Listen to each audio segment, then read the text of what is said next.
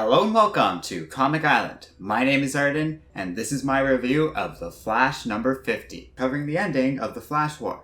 It's a fun issue that closes out an event that really has brought The Flash as a series to the front and center of DC's current publication line.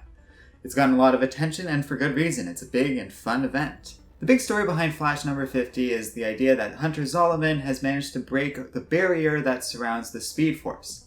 In doing so, he's not only become connected to the Speed Force, but has also gained new powers because of it.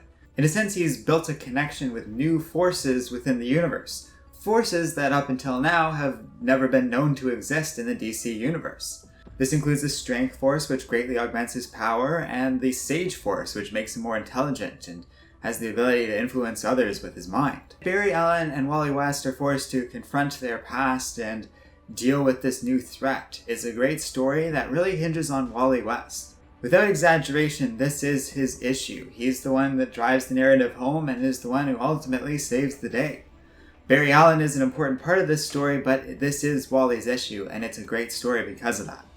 On the whole, it's a great read overall. Joshua Williamson proves why he's just one of the better Flash writers out there. Howard Porter does some excellent work with art, while Hi-Fi's coloring kind of goes into why he's one of the better colorists out there.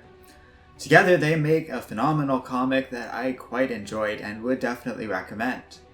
This story has consequences into what's going to happen with the rest of the DC Rebirth as a whole, but especially with the Flash series. And they're exciting and fun consequences that I'm looking forward to seeing the full extent of as we go forward. The first is that the Speed Force is badly damaged now, and the speedsters can no longer use it to travel through time, or at least not for now.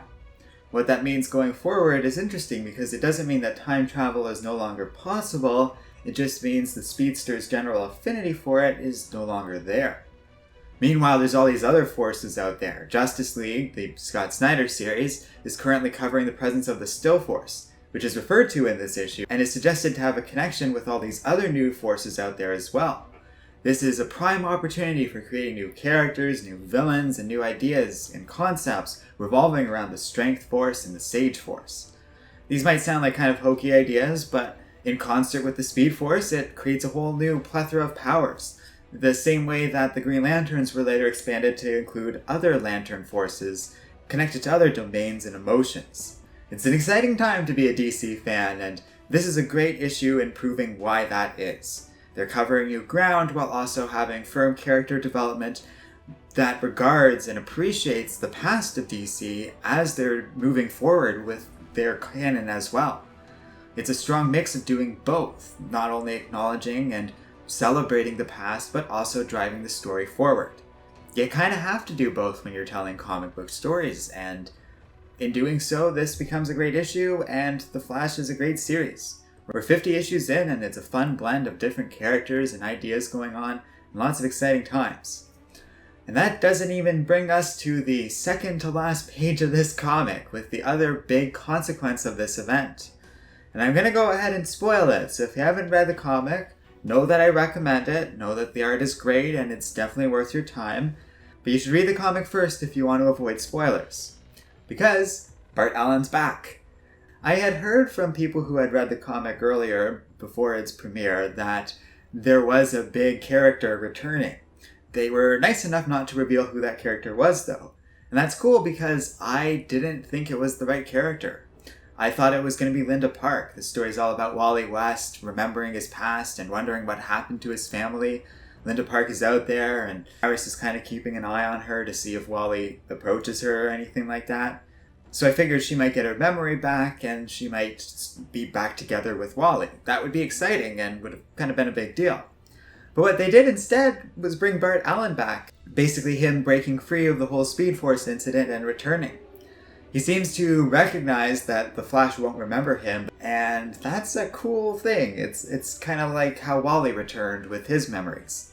What that means is that there's another speedster around, and not only that, one of the most powerful speedsters to have ever lived. So he's going to be a good asset to not only the Flash and his team, but all the heroes of this world.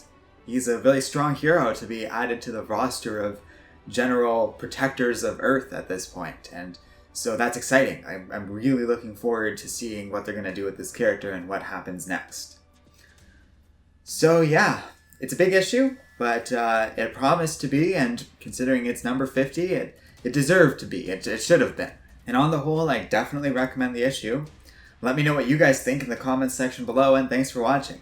If you like Comic Island, check out our Patreon page, where you can have a say in some of the videos we make, including a new type of video I'm really looking forward to. And our patrons are currently voting on the first topic of that new type of video I'm going to start making.